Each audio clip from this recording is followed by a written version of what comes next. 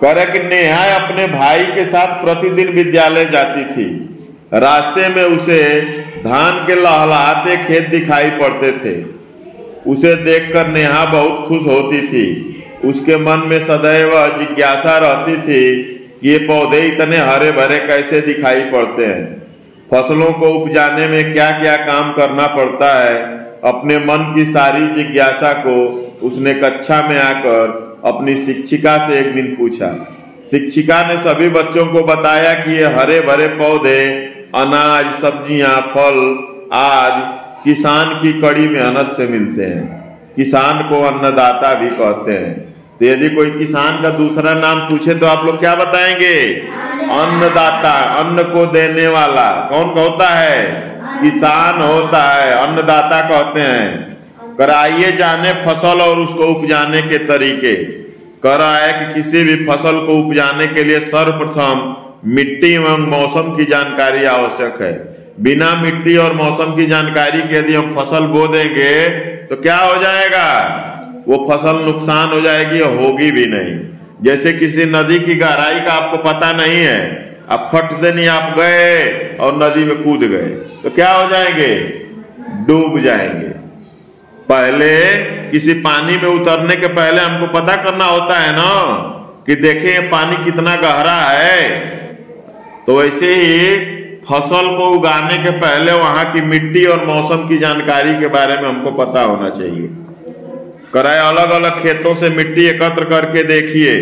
मिट्टी की पहचान हम कैसे करेंगे? तो बलुई मिट्टी है पहला, तो इसके मिट्टी के जो बड़े बड़े कण होते हैं वो बालू की मात्रा अधिक होती है, उसको बलुई मिट्टी कहते हैं। इसमें कौन सी फसल उग सकती है भाई?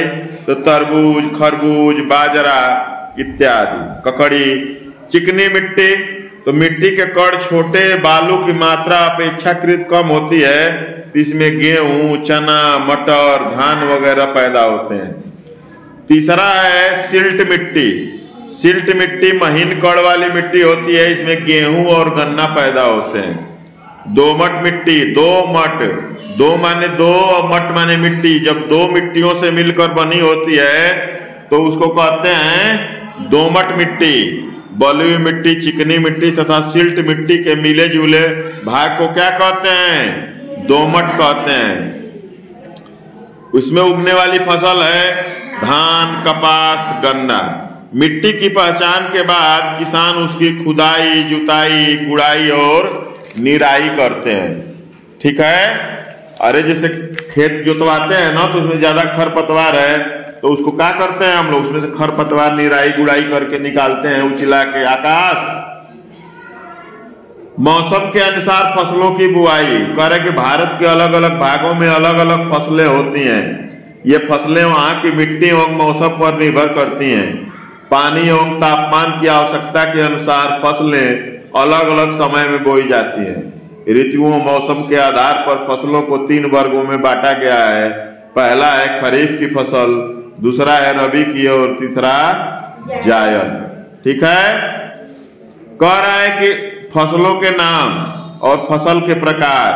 कह रहा है कि धान, मक्का, ज्वार, बाजरा, मूंग, उड़द, गन्ना, कपास, तंबाकू, जूट, ये सब क्या होते हैं? ये सब खरीफ की फसलें हैं और इनकी जो बोने की अवधि है ये वर्षा ऋतु जुलाई अगस्त के प्रारंभ में माने शुरू में बोई जाती हैं और जाड़े के प्रारंभ यानी नवंबर दिसंबर में काट ली जाती है। इनको हम खरीफ की फसल कहते हैं। दूसरा है रबी की फसल। गेहूं, जौ, चना, मटर, अलसी, अरहर, राई, सरसों, आलू इत्यादि है।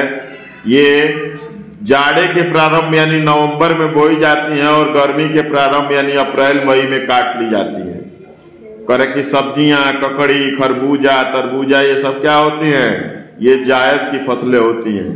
ये फसलें गर्मी के प्रारंभ अप्रैल में बोई जाती हैं और वर्षा के प्रारंभ जुलाई में काट ली जाती हैं। करे मिट्टी एवं मौसम के अनुरूप किसान बीज बोने का काम करते हैं। अनाज के वे दाने जिनका प्रयोग अगली फसल उगाने के लिए किया जाता है बीज कहलाता है। यदि कोई बीज की परिभाषा आपसे पूछे तो आप बताइएगा कि अनाज के वे दाने जिनका प्रयोग अगली फसल उगाने के लिए किया जाता है उसको क्या कहते हैं? बीज कहते हैं। बीज दो प्रकार के होते हैं, पहला होता है साधारण बीज, दूसरा होता है उन्नतशील बीज। साधारण बीज इसे किसान स्वयं तैयार करते हैं, जैसे गेहूं कटा और उसमें से कुछ गेहूं हम अगले साल बोने के लिए रख दिए तो वो क्या हो जाएगा? साधारण बीज। लेकिन इस जो उन्नतशील किस्म के बीज होते हैं, इस तरह के बीज वैज्ञानिक विधि द्वारा प्रयोगशालाओं में तैयार किए जाते हैं। इन बीजों के प्रयोग से पैदावार अच्छी होती है। क्या होती है? अच्छी होती है पैदावार। यदि आप साधारण बीज बोएंगे तो एक बोरा जहां होना होगा और उन्नतशील बीज यदि आप लगाते हैं तो एक बोरा की जगह हो सकता है 5 बोरा भी हो जाए। कह रहा है कि आप भी अपने चार्ट पेपर पर अनाज के बीजों को चिपकाएं और उनके नाम लिखिए। ये घर का आप लोगों का आज का काम है। आप चार्ट पेपर पे तरह तरह के बीज चिपकाएंगे, गेहूं का, चना का, मटर का, सरसों का, धान का, और उसका नाम लिख के ले आएंगे। आप लोग कल चेक करवाएंगे, ठीक है? हाँ, परसों। उत्तम बीजों का चयन करने के बाद मिट्टी तैयार करके उसमें बुआई की जाती है। करे खेतों के लिए सिंचाई एवं खाद। अपने घर विद्यालय में लगे पौधों को ध्यान से देखिए। यदि इन पौधों में पानी नहीं डाला जाए तो क्या होगा? पौधों की उत्तम वृद्धि एवं विकास के लिए कृत्रिम विधि से जल देने की प्रक्रिया क्या कहलाती है? सिंचाई कहलाती है। कह रहा है सिंचाई की परिभाषा यदि पूछेगा तो क्या कहेंगे कि पौधों की उत्तम वृद्धि माने ठीक वृद्धि एवं विकास के लिए जो हम कृत्रिम रूप से, कृत्रिम माने बनावटी रूप से, ट्यूबवेल से, ढेकुल से, नहर से, पाइप द्वारा, नाली द्वारा जो हम सिंचाई करते हैं उसको क्या कहते हैं? कृत्रिम विधि का सिंचाई कहते हैं। इस प्रक्रिया के द्वारा जो जल दिया जाता है उसको क्या कहते हैं? सिंचाई कहते हैं। करे किसान अपने खेतों की सिंचाई करने के लिए जल तालाब, झील, नदी, कुआं, नलकूप, नहर आदि से प्राप्त करते हैं। इस जल को अपने खेतों तक पहुंचाने के लिए अनेक साधनों का प्रयोग करते हैं, जैसे बेड़ी, ढेकुली, मोट, रहट, चेन पंप इत्यादि। जब हम लोग छोटे छोटे थे तो कुआं रहते थे, आजकल कुआं नहीं है गांव में। लोग उसी से सिंचाई भी करते थे और पानी भी पीते थे। क्या आप जानते हैं? इस देखिए बहुत इंपॉर्टेंट है ये। क्या आप जानते हैं आजकल सिंचाई की नई पद्धति जिसको ड्रिप सिंचाई कहा जाता है, जिसको टपक सिंचाई कहते हैं, और स्प्रिंकलर यानी छिड़कन सिंचाई का भी प्रयोग किया जाता है। जब आप जाएंगे ना कभी पार्क में घूमने के लिए तो देखिएगा फव्वारा टाइप का खूब ऐसे घूमता रहता है, उसी को स्प्रिंकलर कहते हैं। टपक पद्धति द्वारा पानी पौधों की जड़ों पर बूंद बूंद वाल्व, पाइप आदि से डाला जाता है। फल, फूल, सब्जी आदि की सिंचाई टपक सिंचाई के माध्यम से की जाती है, जबकि गेहूं, मटर आदि फसलों की सिंचाई स्प्रिंकलर द्वारा की जाती है। यह दोनों सिंचाई सूखे या कम वर्षा वाले क्षेत्रों में अधिक प्रयोग की जाती है, क्योंकि इसमें पानी की बचत होती है और फसल अच्छी होती है। छिड़काव पद्धति बलुई मिट्टी के लिए अत्यंत उपयोगी है। जैसे आप लोगों के गांव में मई जून में पानी की मात्रा कम हो जाती है ना, तो पानी यदि आप ज्यादा गिराएंगे तो पानी नुकसान होगा।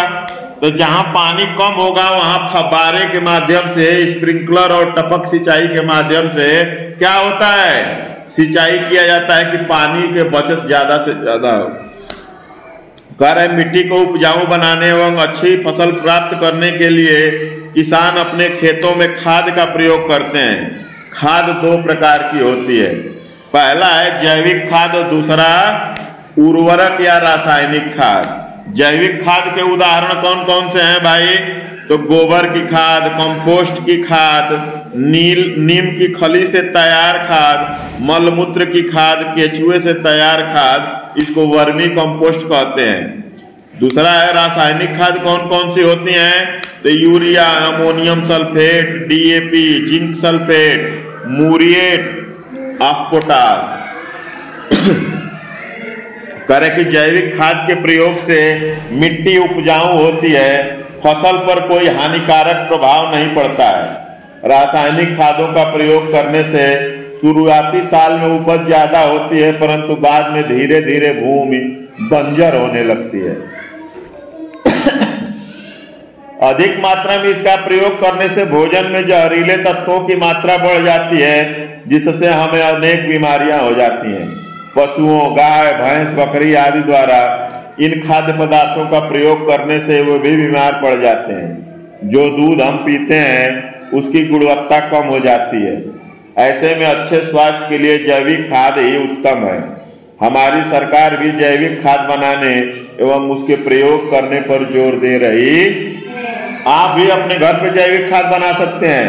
जो घर में आलू वगैरह का सब्जी का छिलका मिल रहा है ना, उसको एक गड्ढा खोद के खेत में उसको ले जाके दबा दीजिए, कुछ दिन के बाद वो सड़ जाएगा। हम लोगों के घर पे गाय भैंस रहती हैं, गोबर हम एक जगह फेंकते रहते हैं, घूरा लगाते रहते हैं, और जब गोबर सड़ जाता है तो उसको खाद में टाली से गिरवा देते हैं, उसी को जैविक खाद कहेंगे। वो फसल उसमें बहुत अच्छी होती है और नुकसान भी नहीं करता है। करे किसान अपनी फसलों की जानवर एवं कीट पतंगों से सुरक्षा भी करते हैं।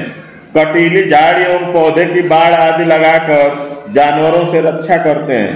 कीट पतंग एवं रोगों से बचाने के लिए आवश्यक मात्रा में कीटनाशक दवाओं का प्रयोग करते हैं। करे फसल की कटाई एवं उसका भंडारण। फसल काट के और एक ही दिन में हम पूरा चावल गेहूं नहीं ना खा जाएंगे, उसको घर में अपने रखते हैं ना। कभी कभी देखे होंगे आप लोग, धान और गेहूं जब अपने घर में रखते हैं तो कभी कभी सड़ जाता है, आलू वगैरह सड़ जाता है। तो हम कहाँ उसको कैसे रखें कि जो है हमारा जो फसल है, जो अन्न है, वो नुकसान न हो, सड़े न हो। तो कह रहा है कि फसल पक जाने के बाद उसकी कटाई, मड़ाई एवं ओसाई मजदूरों एवं आधुनिक मशीनों द्वारा की जाती है। मड़ाई मतलब समझ रहे हो, दंवरी, जिससे अनाज के दाने एवं भूसा अलग अलग हो जाते हैं।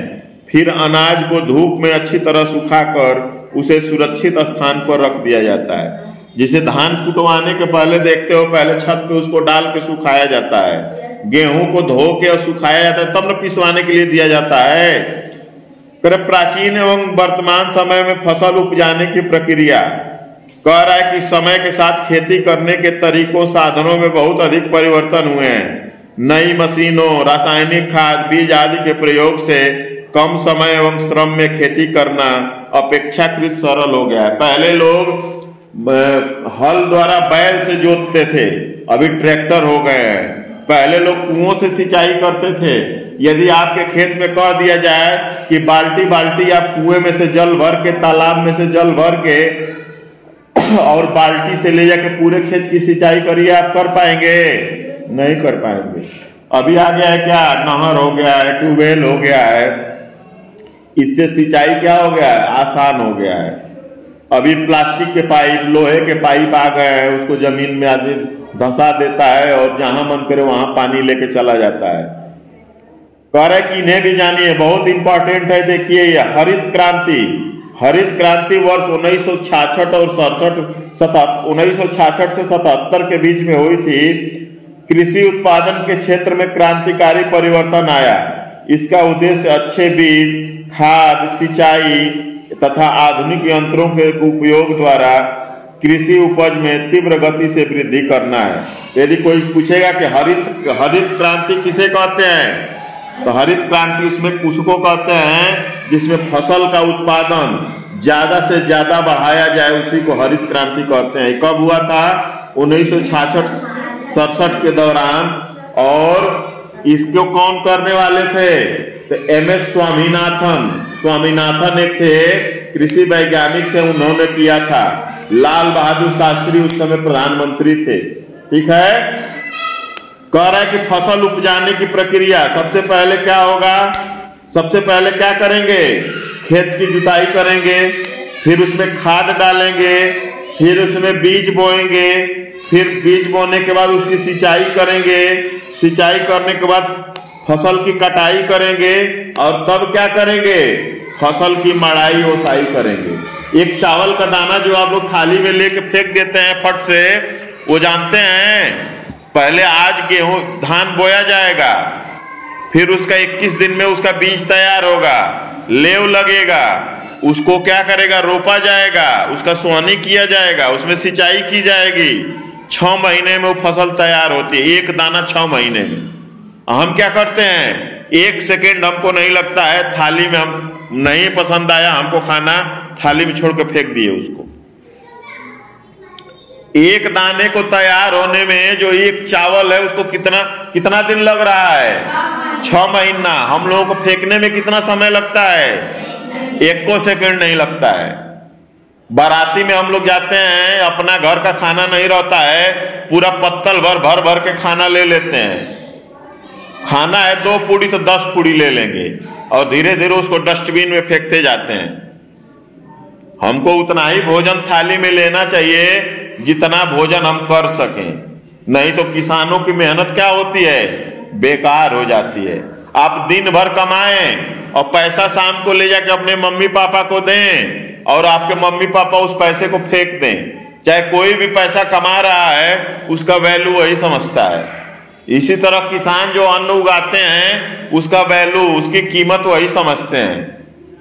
यदि किसान से कहेंगे आप कि ये चावल फेंक दो तो आपके ऊपर गुस्सा हो जाएगा, कहेगा कि इतना मेहनत से हम उगा रहे हैं और ये फेंक रहे हैं। आप अपने घर पे देखे होंगे, आपके मम्मी पापा, आप तो सो जाते होंगे खा के, रात में क्या करते हैं लोग, गेहूं की सिंचाई, मड़ाई, खेत में टॉर्च लेके आदमी मोबाइल का फ्लैश जला के खेती करता है कि नहीं। जब गेहूं की सिंचाई होती है और लाइट जब भग जाती है तो लाठी, टॉर्च, खटिया, प्लास्टिक लेके सभी लोग खेत में रात में जाके सिंचाई करते हैं कि नहीं। तो हमको भोजन बचाना चाहिए, भोजन उतना ही करना चाहिए जितना हम कर, मतलब उतना ही थाली में लेना चाहिए जितना कर सके। खाना है 2 रोटी और 5 रोटी ले लेंगे तो 3 रोटी हमको फेंकना ही पड़ेगा, ठीक है। तो इस तरह से हम और हमारी फसलें खत्म हो गई। इसमें हमने मिट्टी के प्रकार के बारे में पढ़ा, हमने फसलों के बारे में पढ़ा। मिट्टी 4 प्रकार की, बलुई, चिकनी, सिल्ट और दोमट मिट्टी। फसल कितनी हो गई, खरीफ, रबी और जायद की फसल, ठीक है। बीज कितने प्रकार के हो गए, 2, साधारण बीज और उन्नतशील बीज, ठीक है।